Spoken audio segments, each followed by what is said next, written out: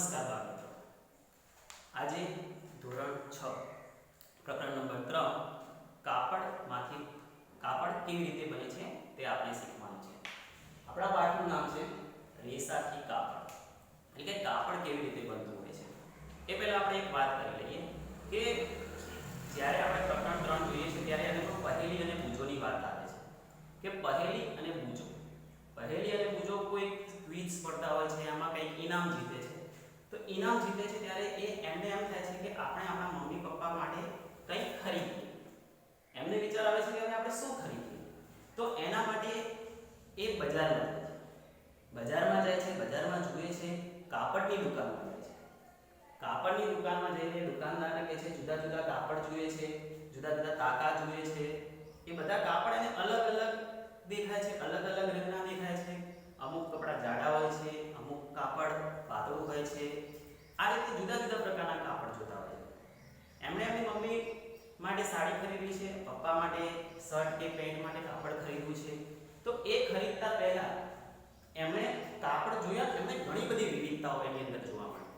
આ ઘણી બધી વિવિધતા શાના કારણે હોય છે, કાપડ કેવી રીતે બનતું હોય છે, તો આ બધું શીખવા માટે આપણા પાઠ છે રેસાથી કાપડ છે. આપણે જોઈએ છીએ બાળમિત્રો કે દરેક વખતે જુદી જુદી વખતે જુદી જુદી ઋતુમાં આપણે જુદા જુદા પ્રકારના કાપડ પહેરતા હોઈએ છીએ. ઉનાળો હોય તો આપણે પાતળા કપડાં પહેરતા હોઈએ છીએ, ગરમી ન લાગે તેવા કપડાં પહેરતા હોઈએ છીએ. શિયાળો હોય તો શિયાળાની અંદર આપણે ગરમ કપડાં, ધાબળા, સ્વેટર, શાલ આ બધા આપણે કાપડો ઓઢતા હોઈએ છીએ જેથી આપણને ઠંડીમાં રક્ષણ મળે. એ રીતે જ્યારે આપણે જોવા જઈએ તો ચોમાસાની અંદર આપણે રેનકોટ પણ હોય છે. તો આ જુદી જે વસ્તુઓ છે એ જુદા જુદા કેવી રીતે બનતું હશે? આ બધું એક કાપડ જ છે. આપણે સ્કૂલના થેલાઓ જોઈએ તો એ થેલાઓ પણ શું છે? એ થેલાઓ પણ કાપડમાંથી બનેલા હોય છે. કાપડના મોટા મોટા તાકા હોય, એને સીવીને પછી આપણે એમાંથી જુદી જુદી વસ્તુઓ બનાવતા હોઈએ છીએ. તો બૂજો અને પહેલી એ બંને એમના માતા પિતા માટે કાપડની ખરીદી કરે છે અને એ કાપડ લાવે છે. તો હવે આપણે જોઈએ કે કાપડમાં ઘણી બધી વિવિધતા બૂજો અને પહેલીને જોવા મળે છે. તો આ બધી વિવિધતા શાના કારણે હોય છે? શાનામાંથી આ બધું કાપડ બનતું હોય છે? તો એના માટે કઈ પ્રોસેસ હોય છે? તો જોઈએ આપણે પ્રવૃત્તિ નંબર 1. તો આપણે જોઈએ એ પ્રમાણે કે બૂજો અને પહેલી જ્યારે જાય છે કાપડ લેવા માટે તો એમને બધા કાપડમાં અલગ અલગ વિવિધતા હોય છે. કાપડ દેખાવે તો સળંગ જ હોય છે, પણ કોઈ જાડું હોય છે, કોઈ પાતળું હોય છે, અલગ અલગ કલરના હોય છે, અલગ અલગ રીતે બનાવેલા હોય છે. તો આ કેવી રીતે બનતા હોય છે? આપણે એક જોઈએ પ્રવૃત્તિ નંબર 2 આપણી પાના નંબર 18 પ્રકરણ નંબર 3 માં આપેલી છે કે કોઈ પણ કાપડ લઈને તેનો એક દોરો બહાર કાઢો. આપણે કોઈ પણ કાપડ લઈએ તો એની અંદરથી આપણે કાપડ ફાટે ત્યારે આપણે જોતા હોઈએ છીએ કે કાપડમાંથી થોડા ઘણા નાના તાંતણા નીકળતા હોય છે. એ જે નાના રેસા દોરી જેવી જે ભાગ નીકળતો હોય છે એ દોરીને આપણે શું કહીશું? તાંતણા કહીશું, કે જેને આપણે તાંતણો કહીએ છીએ. તો આ તાંતણો જ્યારે વણાય છે, એકબીજા ઉપર આવે છે ત્યારે એમાંથી કાપડ બને છે. પણ આ તાંતણો પણ શેનાથી બનેલો હોય છે? જ્યારે તાંતણાને આપણે લઈ જઈને એને નખ વડે ઘસીએ, એનામાંથી દોરા છૂટા પાડીએ તો એ જાડા તાંતણામાંથી પણ નાના તાંતણા આપણને મળતા હોય છે. ટૂંકમાં કે જાડો તાંતણો પણ નાના તાંતણામાંથી બને છે. આ તાંતણા એટલે જાડા તાંતણા જો આપણે ઘસીએ તો આપણને એમાંથી નાના તાંતણા બનાવી શકીએ છીએ. તો આ નાના તાંતણાને પણ આપણે જો ઘસીએ, વધુમાં વધુ ઘસીએ તો એમાંથી પણ સાવ નાના જે આપણે હાથમાં પણ ન પકડી શકીએ એવા નાના એકદમ રેસાઓ જોવા મળે છે. એ તાંતણાને ઘસતા આપણને જે સૌથી નાનો ભાગ મળે છે એને આપણે રેસા કહીશું. કે કાપડ, હવે આપણને સમજ આવે કે આપણે જ્યારે કાપડમાંથી તાંતણા કાઢીએ છીએ તો એ તાંતણો જાડો હોય છે, પણ એ જાડા તાંતણાને પણ આપણે ઘસીએ, હાથ વડે ઘસીએ, નખ વડે ઘસીએ કે કાપડ આપણું જૂનું થાય એ વખતે એમાંથી નાના તાંતણા પણ મળતા હોય છે. અને એ નાના તાંતણાને પણ જ્યારે આપણે ઘસીએ ત્યારે એમાંથી આપણને રેસા મળે છે. તો સીધી વાત આપણને સીધી ખબર પડે છે કે કોઈ પણ કાપડ હોય તો એને સૌપ્રથમ તો આપણે રેસા જોઈએ. તો રેસાને ગૂંથીને આપણે ઘણી વખત જોઈએ તો આપણે ઘરમાં મંદિર હોય, દીવા કરતા હોય તો આપણે દિવેટ બનાવીએ છીએ. તો તો દિવેટ આપણે શેમાંથી બનાવીએ છીએ? રૂમાંથી બનાવીએ છીએ. રૂને સૌ પહેલા આપણે થોડુંક રૂ લઈએ છીએ, એ રૂને આપણે આમાં મળીએ તો એમાંથી દિવેટ બને છે. તો દિવેટને પણ આપણે એક પ્રકારનો તાંતણો કહી શકીએ કે એ તાંતણો શેમાંથી બન્યો? રૂના રેસામાંથી બન્યો છે.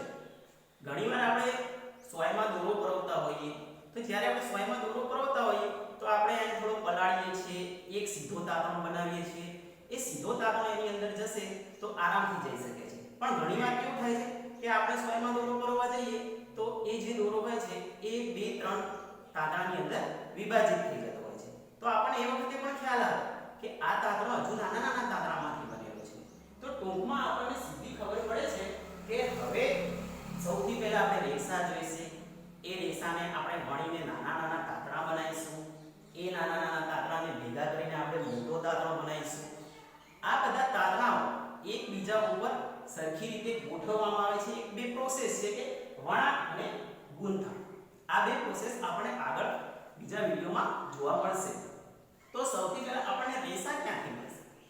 કાપડ બનાવવું છે તો રેસા તો લાવવા પડશે. હવે પહેલાના જમાનામાં આદિમાનવ એમની પાસે તો કંઈ આવું હતું નહીં, તો એક કુદરતી રેસા વાપરતા. તો આપણે રેસાના બે પ્રકાર પડે છે, કુદરતી રેસા, સિન્થેટિક રેસા. કુદરતી રેસા એટલે કે આપણને કુદરતમાંથી મળતા હોય.